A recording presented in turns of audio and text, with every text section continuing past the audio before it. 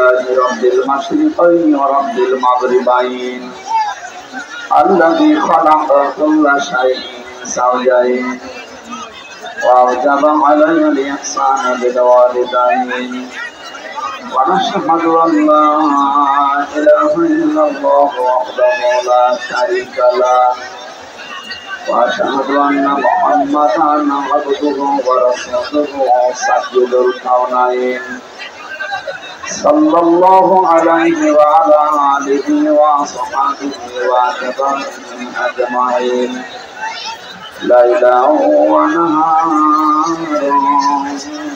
في الطرفين لقد قال الله تعالى في كلامه المجيد وبرهانه التوحيد أعوذ بالله من الشيطان الرجيم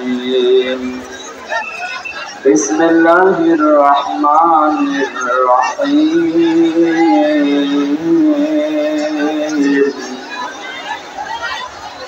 فبما رحمة من الله لنت لهم ولو كنت فظا غليظ القلب لانفضوا من حولك فاعف عنهم واستغفر لهم وشاورهم في الأمر فإذا عزمت فتوكل على الله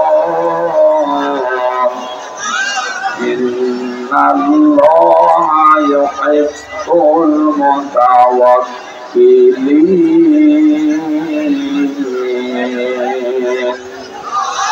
صدق الله العظيم اللهم صل على محمد وآله وصحبه وبارك وسلم আলহামদুলিল্লাহ চাঁপাইনবাবগঞ্জ জেলা রমেশকাপুর থানার অন্তর্গত নিমতলা মাদ্রাসা ময়দানে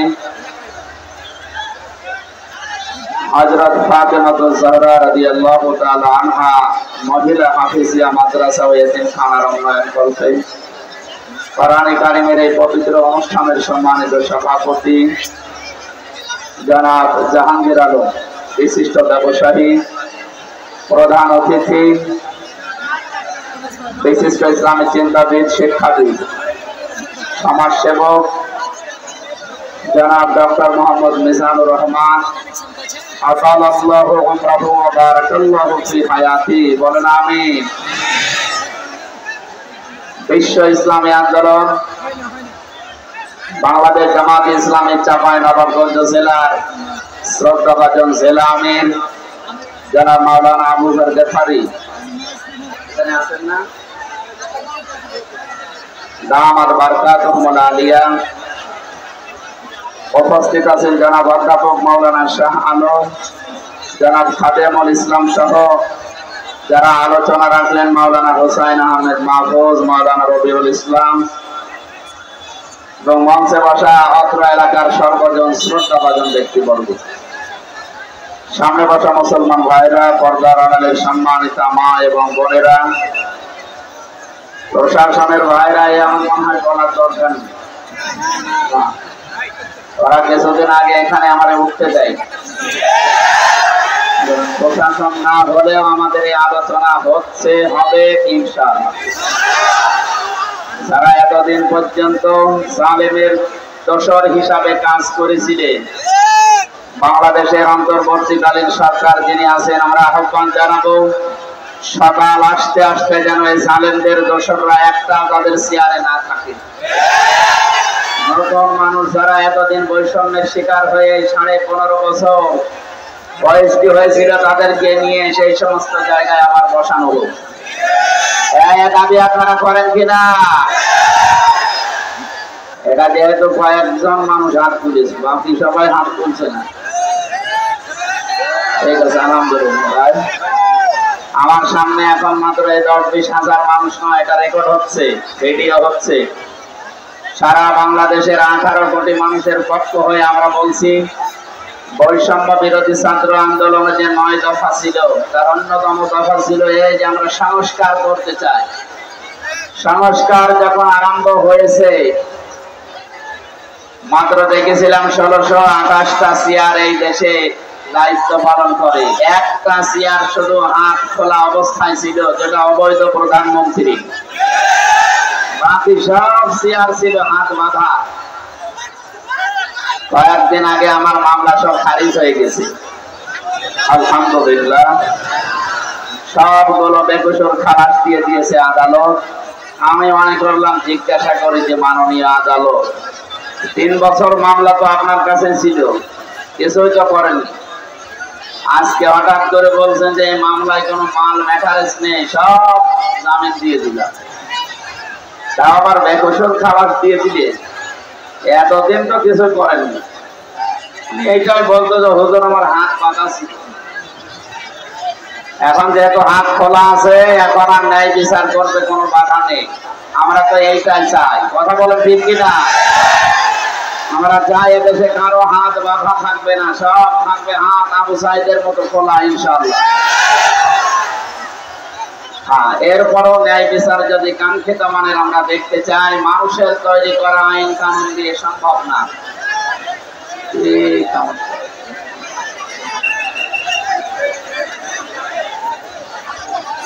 আপনারা এভাবে করলে যে মাহফিলের গোনা হয়ে যাবে। কি দেখবেন কি? আমাকে পরিমণি,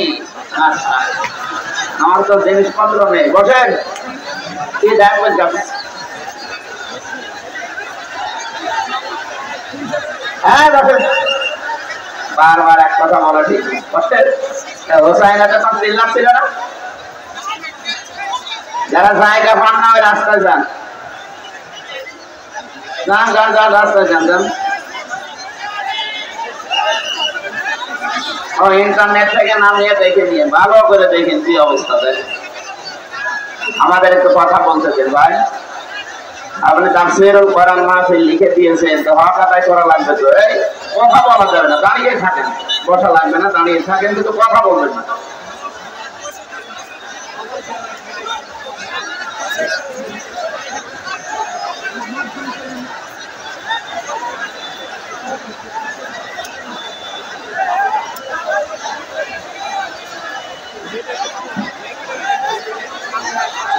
নেন আপনারা 10 সেকেন্ড বলেন, যা মনে আসে একটু জোরে জোরে বলেন। শুনুন, বলেন, আরো জোরে বলেন, বলেন। 10 সেকেন্ড সময় দিলাম, বলেন, জোরে জোরে বলেন। কি বলবেন বলেন, বলেন। হচ্ছে, আরো জোরে বলেন। ঠিক আছে, হয়েছে? হয়নি এখন, তাহলে আরো 5 মিনিট দিই নাকি? হ্যাঁ, এটা রেকর্ড হচ্ছে, কিন্তু কালকে ছড়াবে। চাঁপাইনবাবগঞ্জের একটা নাম ছিল এদেশে, বদনাম হয়ে যাবে। সারা বাংলাদেশে নির্যাতিত জেলা 2টা, একটা সাতক্ষীরা আর একটা চাঁপাইনবাবগঞ্জ। আপনারা তো এমনি অর্ধেক জান্নাতে চলে গেছে। হ্যাঁ, যারা অত্যাচারিত তারা জান্নাতি। এদেশে যারা জালেম, এরা আল্লাহর মামলার আসামি, এরা জাহান্নামী। সুতরাং অবৈধ প্রধানমন্ত্রী যা জোর করেছিল, এখন পালিয়েছে, ওটাকে জাহান্নামে যাবে। সূরা শুরার 42 নম্বর আয়াতটার প্রমাণ। কারণ তার বিরুদ্ধে মামলা হামজার না, তার বিরুদ্ধে আল্লাহ নিজে মামলা দেবে। কি মনে হয় বলেন, আল্লাহ যদি কারো বিরুদ্ধে মামলা দেয়, সে জান্নাত পেতে পারে? বলেন। সুতরাং সে সহ যার দোষর যারা আছে, এখনো কোনা কাঞ্চা বিভিন্ন জায়গায় আছে, খালি সাহস দেয়। আপা ঘাবড়াবেন না, এদিকে আসে। আপনি ঘাবড়ালে আমরা নরম হয়ে যাই। এই সমস্ত কথা যে দোষর গুলো বলছিল, এখনো বলছে মাঝে মাঝে, এরা সবগুলো আমার আল্লাহর আদালতে তার নিজের মামলার আসামি। বলেন নাউজুবিল্লাহ। আমরা যেন এরকম ভুল না করি, একটু সময় দেন আমাকে। কথা বন্ধ করেন, বন্ধ করেন কথা। আলহামদুলিল্লাহ।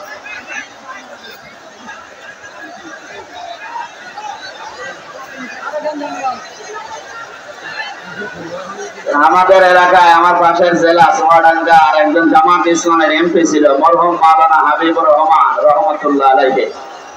উনি বলতেন যে আমি এত কষ্ট করে বান্দাল দিলাম আর এক বেদের মেয়ে এসে একবারে বান্দাল ভেঙে ফেলে। আমি এত কষ্ট করে জোড়া দিতে আর এরা 2 সেকেন্ড পরে আবার হয়েছে করে নষ্ট করে। একটু চুপ করে ভাই, কি এত কথা।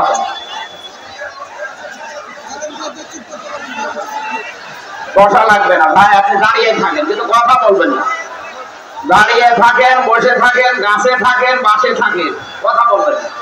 খালি কথাটা বন্ধ করেন, আমাদের কথা বলতে দেন ভাই। এটা কোরআনের পরিবেশ না। বসেন, দাঁড়ান।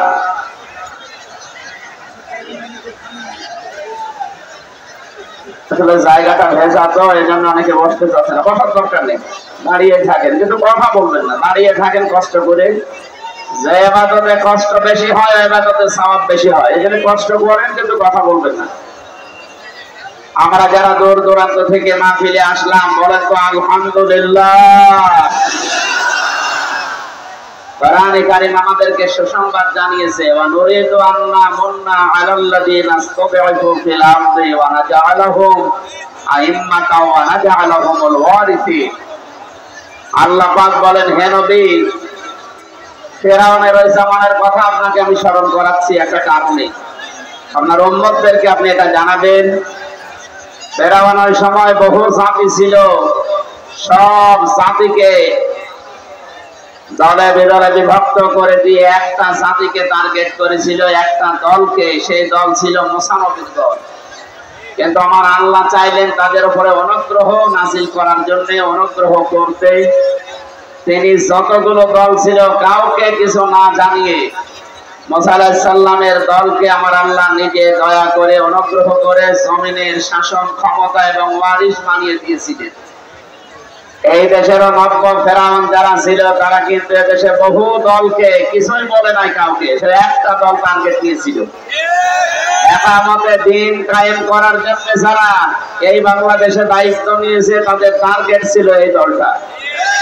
বলেন, যত হামলা মামলা কেস কাম জেল ভর্তি সব এই দলের লোক দিয়ে। আমার আল্লাহ এখন আমার মনে হয় একটা বাস্তবের রূপ দেখানো আরম্ভ করে দিয়েছে।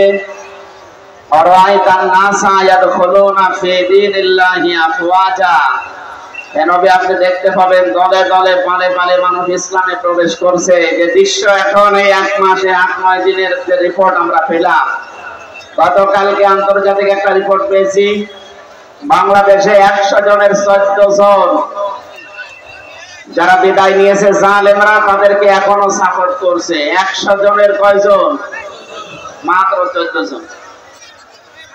বিরোধী দল হিসাবে বড় যারা আমরা ধারণা করতাম জাতীয়তাবাদী দল, তারা 100 জনের 28 জন সাপোর্ট পাচ্ছে এই দেশে। এখন আনন্দের বিষয়ে 1 মাস 8-9 দিনে এমন পরিবর্তন বাংলাদেশে শুরু হয়ে গেছে, 100 জনের 58 জন মানুষ এখন ইসলাম পন্থী এই দেশে। সুতরাং এই সংবাদটা আমি নিজে বানাইনি, যেটা দেখতে পেলাম কোরআনের আয়াতের সাথে যে দলে দলে মানুষ ইসলামে প্রবেশ করবে, এটা কিন্তু এই কয়েকদিনে অলরেডি শুরু হয়ে গেছে। শুধু ছোটখাটো জালেমরা না, অনেক অমুসলিম পর্যন্ত। আমি তো কয়েকদিন আগে এক জায়গায় 10 জন, এক জায়গায় 2 জন, আর এক জায়গায় 1 জন, এদিকে চুয়াডাঙ্গা, গাইবান্ধা আর দিনাজপুরে 13 জন মুসলমান অলরেডি কয়েকদিনই হয়েছে। যেভাবে আসতেছে মানুষ, কিছুদিন যেতে দেন, সময় দিতে চাই আমরা এদেশের মানুষকে, বিশেষ করে যারা দায়িত্বে আছে। আপনারা সময় নিয়ে সংস্কার করে একটা সুন্দর নির্বাচনের মাধ্যমে দেশের মানুষের হাতে ক্ষমতা তুলে দেন। কিন্তু কিছু মানুষ বলছে না, এক্ষণে দিয়ে দেন। আলা এখনো আপনি হাতে পাননি, এখনই আপনি ব্যবস্থা করেন। আলা পেলে কি করবেন? একটা উপন্যাস পড়েছিলাম, পুত্রবধূ বাড়িতে আসার পরে দাদি শাশুড়ি যে বলছে আমার কিন্তু পুতি লাগবে, মানে মাথা নিচু করে বলছে দাদি শাশুড়ি আপনি দোয়া করেন ইনশাল্লাহ হবে। শাশুড়ি এসে বলছে বৌমা আমার কিন্তু নাতি লাগবে, দোয়া করেন সময় দে। ননদ এসে বলছে আমার ভাতিজা লাগবে, দেবর এসে বলছে আমার ভাতিজা লাগবে, তোমার সময় দেবেন তো। স্বামী এসে বাসার ঘরে বলছে আমার কিন্তু বেবি লাগবে। বউ মুখ করে বলছে তো 14 বংশ কি সব পাগল, বিয়ে করে এখনো বাসরই আরম্ভ করেনি। আচ্ছা দাদি শাশুড়ি থেকে এই শুরু করেছে যে আমার পতি লাগবে, নাতি লাগবে, বেবি লাগবে, ভাতিজা লাগবে। আমার সময় দেবেন তো 10 মাস 10 দিন। অনেকে আমরা এখন পাগলের আচরণ আরম্ভ করেছি। আরে ভাই সময় তো দেবেন। 15.5 বছর কি হয়েছে আপনি জানেন? এত বড় দুর্নীতি এই পৃথিবীতে কেউ করেছে শুনিও না, দেখা তো দূরের কথা। কত বড় দুর্নীতিগ্রস্ত হলে একটা দেশের জাতীয় মসজিদের ইমামও পালিয়ে যায়। আর কোন জায়গা বাকি আছে? এই জায়গাগুলো সংস্কার করা লাগবে না? বলেন। সংস্কার করার জন্য যারা দায়িত্ব নিয়েছে, জাতি যাদের হাতে দিয়েছে, একটু সময় দেন, ওনারা সংস্কার করে জঞ্জাল পরিষ্কার করে হাতে তুলে দিন। বাংলাদেশ জামাতে ইসলামের কেন্দ্রীয় আমির ডাক্তার শফিকুর রহমান কয়েকদিন আগে কুষ্টিয়ায় যে সাংবাদিকদের এই কথাই জানিয়েছে যে আমরা তাদেরকে সম্মানজনক একটা সময় দিতে চাই, খুব বেশিও না কমও না, যতটুকু সময় পেলে তারা সংস্কার করে জঞ্জাল মুক্ত করে আবার জাতির হাতে দিতে পারে, এরকম একটা সময় আমরা দিতে চাই। নয়তো এভাবেই যদি এখন নির্বাচন দিয়ে দেয়, আবার ফের দিনের ভোট রাতে হয়ে যাবে। কথা বলছেন? আমরা যে কথা শোনাতে চাচ্ছিলাম, যারা আসতে দেননি বলে যে আমাদের উপরের চাপ, শুধু উপরের চাপ বলে আপনি এটা এড়িয়ে যেতে পারেন না। এই জেলা চালায় একজন এসপি, এ থানা চালায় একজন ওসি অথবা টিওনো। তারা যদি নিজেরা নির্দেশ দেয়, কোন মহারথী দেশে কোরআনের আলোচনা বন্ধ করতে পারে? মাত্র 100 জনের 14 জন জালেম ছিল এই দেশে। তাদের কথা মতো আপনি আল্লাহর কোরআন প্রচার বন্ধ করে দিলেন, আপনিও জালেমের দোষক। আমরা চাই আপনাকে আর চেয়ারে যেন জনগণ না রাখে, আপনার কোনো দরকার নেই। যারা যেখানে ছিল অধিকাংশ গুলো পালিয়েছে। আর 5 তারিখের আগ পর্যন্ত যা করেছেন, ভিডিও গুলো দেখলে মানুষকে কুকুরের মতো গাড়িতে তুলছে মরা লাশ। এগুলোর সাথে জড়িত আপনারা।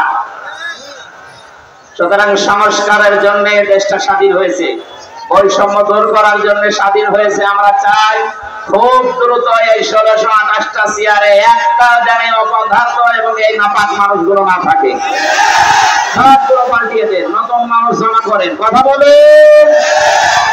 এটা এখন সবচাইতে বড় সময়ের দাবি। যারা দায়িত্বে আছে আল্লাহ তাদের তৌফিক দিন, বলেন আমিন। দরুদ আর সালাম করছে আমাদের নবী, বিশ্ব নবী। এ মাসে আল্লাহ যাকে পাঠিয়েছিলেন বিশ্ব নেতা হিসাবে। কে নেতা? আরো জোরে বলে। মুহাম্মদ রাসূলুল্লাহ সাল্লাল্লাহু আলাইহি ওয়াসাল্লামের প্রতি। আমরা তাফসীরুল কোরআন মাহফিল যদিও লিখেছেন, কিন্তু এটা রবিউল আউয়াল মাস, তারপরও আবার আজকে 12 তারিখ। বিশ্ব নবীকে আল্লাহ এই দিন দুনিয়ায় পাঠিয়েছিলেন, এটা নির্ভরযোগ্য সূত্র থেকে আমরা পাই। সুতরাং তার সম্পর্কে আমরা কিছু শুনে আমাদের জীবন পরিশুদ্ধ করতে চাই ইনশাআল্লাহ। কোরআনে কারীমের সূরা আলে ইমরানের 159 নম্বর আয়াত, একটা মাত্র আয়াত পড়েছি। আমাদের আজকের আলোচনার বিষয় হবে নবীজির আচরণ। কি বলেন তো? বিশ্ব নবী তিনিও মানুষ ছিলেন, তিনি ফেরেশতা ছিলেন না, কিন্তু মানুষ হওয়ার পরও তিনি যে আচরণ গুলো করেছিলেন, আমরা কোরআন এবং হাদিস আর ইসলামের ইতিহাস থেকে যেটা পেয়েছি, আমরা যেহেতু উম্মত দাবি করছি, আমাদের জীবনের সাথে আমরা মেলাবো ইনশাআল্লাহ। আউযু বিল্লাহি মিনাশ শাইতানির রাজীম। বিসমিল্লাহির রহমানির রহিম। فبما رحمة من الله لنت لهم ولو كنت فظا غليظ القلب لانفضوا من حولك إلى آخر آيات। সূরা আলে ইমরানের নামকরণ আছে, ঐতিহাসিক প্রেক্ষাপট আছে, শানে নজুল আছে, এগুলো সব আপনারা অধিকাংশ জায়গায় শোনেন। আমরা একবারে কোরআনের আয়াতে প্রবেশ করছি। আল্লাহ তাআলা বলেন ফাবিমা রাহমাতিন মিনাল্লাহি লিনতা লাহুম, আল্লাহর পক্ষ থেকে হে নবী আপনি যা পেয়েছেন তার ভেতরে অন্যতম এই আপনার অন্তরকে আমার আল্লাহ নরম কোমল সফট এটা আল্লাহ বানিয়ে দিয়েছেন। ওয়ালাউ কুনতা ফাজ্জান গালিজাল কলবি লান ফাদ্দু মিন হাওলিকা, যদি আপনি কর্কশভাষী হতেন, চরম পন্থা অবলম্বন করতেন, আপনার ভাষা যদি খুব কড়া কড়া হতো তাহলে মানুষকে আপনি আশপাশে পেতেন না, সব ছিটকে দূরে চলে যেত। ফাআফু আনহুম, তাদেরকে আপনি ক্ষমা করেন। ওয়াস্তাগফির লাহুম, তাদের জন্য আল্লাহর কাছে ক্ষমা চান। ওয়াশাবিরহুম ফিল আমর, আর কোন কাজ করলে তাদের সাথে পরামর্শ করে করেন। ফাইদা আসামতা ফাতাওয়াক্কাল আলাল্লাহ, কোন সিদ্ধান্ত নেওয়ার পরে আপনি দৃঢ়ভাবে ভরসা করবেন আল্লাহর উপরে। ইন্নাল্লাহা ইউহিব্বুল মুতাওয়াক্কিলিন, যারা ভরসা করে অবশ্যই তাদের ভরসা করা উচিত আল্লাহর উপরে। কার উপরে? আমরা একটা সামনে নিয়ে বিশ্বনবীর জীবনের হাজারো পাঠ আছে, আর রাহিকুল মাকতুম থেকে অধিকাংশগুলো আমি কোট করেছি। তার অন্যতম আমি প্রায় 27টা পাঠ পেয়েছি রাসূলের জীবনে, তার ভেতরে অন্যতম একটা পাঠ আচরণ, ব্যবহার। নবীজির ব্যবহার সুন্দর ছিল, কোমল ছিল, এই আচরণটা আমার আল্লাহ নিজে তাকে দান করেছিলেন। এই জন্য আযীম এই শব্দ আল্লাহ নিজে উপহার দিয়েছেন রাসূলের চরিত্রে, ব্যবহারে, আচরণে। কোরআনে কারিমে আল্লাহ বলেন ওয়া ইন্নাকা লাআলা খুলুকিন আযীম, হে নবী আপনি মহান চরিত্রের উপরে প্রতিষ্ঠিত। এত বড় চরিত্র আপনাকে আমি দিয়েছি, কিয়ামত পর্যন্ত মানুষ শুধু অনুসরণ করে যাবে, কোন কিনারা পাবে না। বলেন সুবহানাল্লাহ। আমাদের আজকে অনেকের আদর্শ হয়ে থাকে তাদের রাজনৈতিক নেতারা। আমরাও রাজনীতি করি কিন্তু মুহাম্মদুর রাসূলুল্লাহকে আদর্শ বানিয়ে। এতে 96% মুসলমান দেশে বাস করি আমরা। হয়তো নামাজ পড়তে না পারি, রোজা রাখতে না পারি, কিন্তু এই বিশ্বাস, এই স্বীকৃতি আমাদের আছে যে আমরা মুহাম্মদুর রাসূলুল্লাহর উম্মত। বলেন বলেন। তাদেরকে আমি শোনাচ্ছি, যেহেতু উম্মত হিসাবে স্বীকৃতি আপনি দিয়েছেন, কিয়ামতের দিন তার সুপারিশ আমাদের পাওয়া দরকার আছে না নেই? আলাদাবুল মুফরাদের একটা হাদিস পেয়েছে, বিশ্বনবী জানিয়েছেন পৃথিবীতে যদি কারো আদর্শ, কারো নেতা মুহাম্মদ রাসূলুল্লাহ না হয়ে অন্য কেউ হয়, মরণের পরে বিনা হিসাবে বিনা বিচারে জাহান্নামে যাবে। আমি আপনাদের বাঁচাতে চাই। এসেছিলাম কিছুদিন আগে, কথা বলতে দেননি, আজকে একটু সময় দেন। আল্লাহর ঘোষণা দেওয়া নেতা, আদর্শ এই পৃথিবীতে একটা মাত্র আল্লাহ নিজে যাকে ঘোষণা দিয়েছেন, ইয়াসিন। ইয়া হরফে নেতা, সিন মানে সাজ্জেদ। আল্লাহ পাক বলেন আমার ঘোষণা দেওয়া নেতা মুহাম্মদুর রাসূলুল্লাহ। এই আয়াত থেকে তাফসীরে কাবীরে আল্লামা ফখরুদ্দীন রাজি রাহমাতুল্লাহ আলাইহি লিখেছেন, রাইসুল মুফাসসিরিন নবীজির আপন চাচাতো ভাই আব্দুল্লাহ ইবনে আব্বাস রাদিয়াল্লাহু তাআলা আনহু বলেন, সিন দিয়ে মহান আল্লাহ 5টা বিষয় মিন করেছেন। এক নম্বরে সিন মানে সাজ্জাদুল আলামিন, 2 নম্বরে সিন মানে সাজ্জাদুল বাশার, 3 নম্বরে সিন মানে সাজ্জাদুল কাউনাইন, 4 নম্বরে সিন মানে সাজ্জাদুল আম্বিয়া, 5 নম্বরে সিন মানে সাজ্জাদুল মুরসালিন। প্রতিটি শব্দের তিনি ব্যাখ্যা লিখেছেন। তাফসীরে কাবীরটা যদি পারেন কিনে দেখবেন, এই কথাগুলো ওখানে আমার আল্লাহ জানিয়েছেন। সাজ্জাদুল আলামিন দিলেন কেন?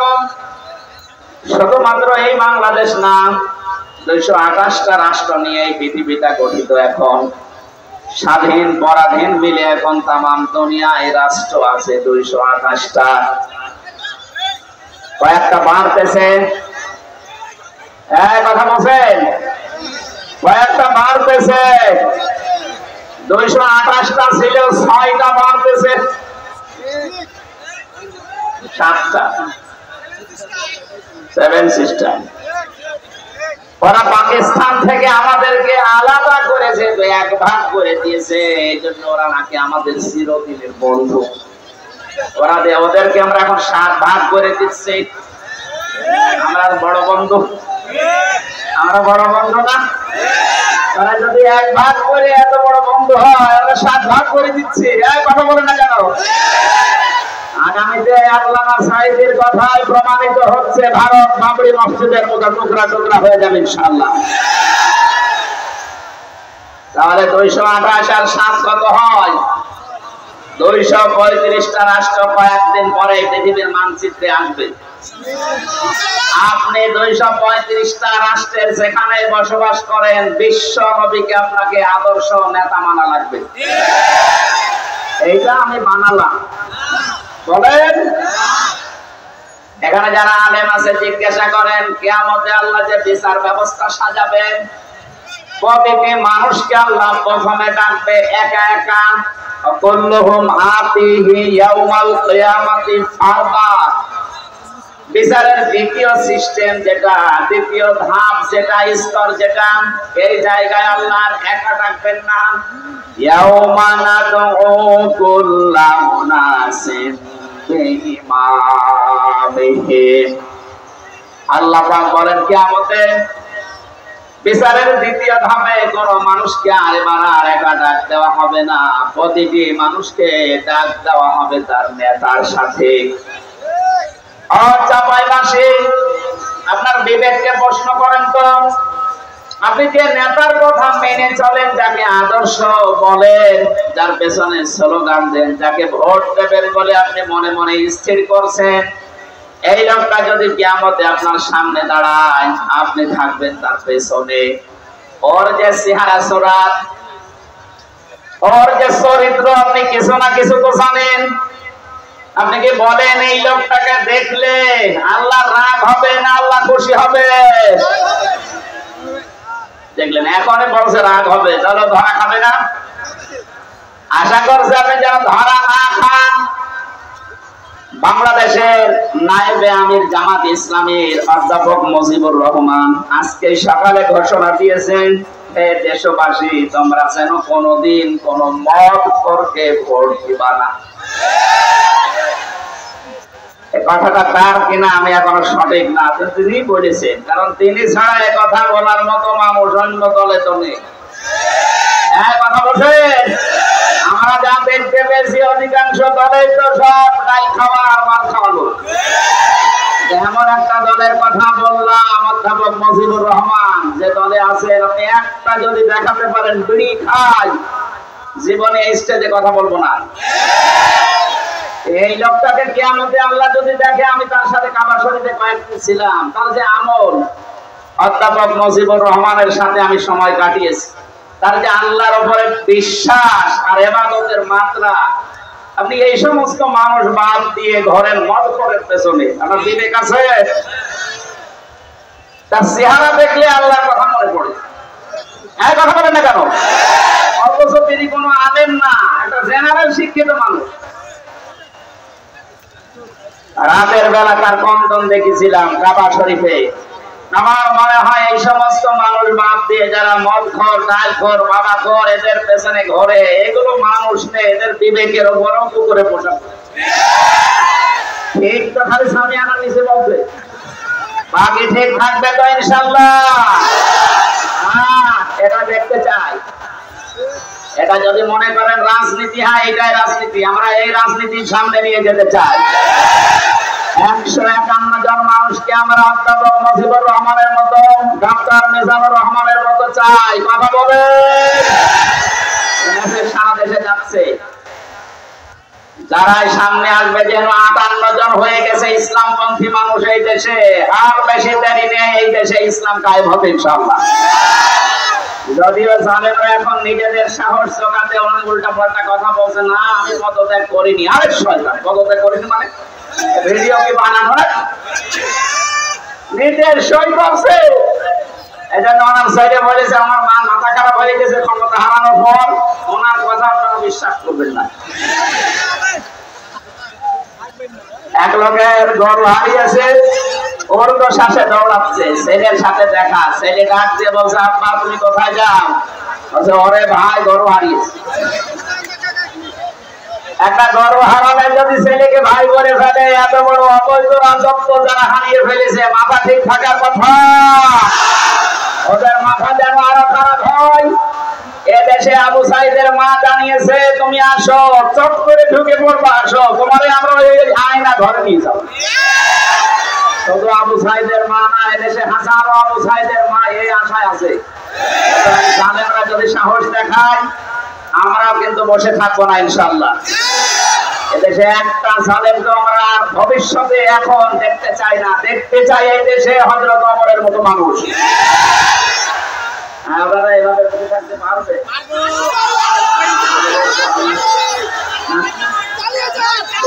জোরে নিয়ে গেল।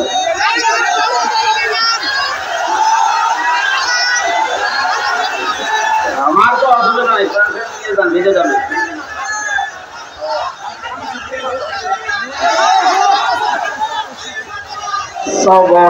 সুবহানাল্লাহ আলহামদুলিল্লাহ লা ইলাহা ইল্লাল্লাহ।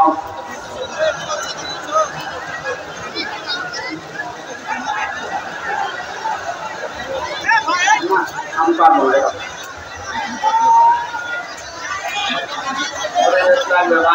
গানের অনুষ্ঠান না, এভাবে হবে না। আল্লাহুম্মা আমিন। লা ইলাহা ইল্লা আনতা সুবহানাকা ইন্নী কুনতু মিনাজ জালিমিন। আল্লাহ তাআলা এই আয়োজনকে কবুল করে নাও। যতটুকু বলার চেষ্টা চালিয়েছি আমল করার তৌফিক দাও। আলহামদুলিল্লাহি রাব্বিল আলামিন। আচ্ছা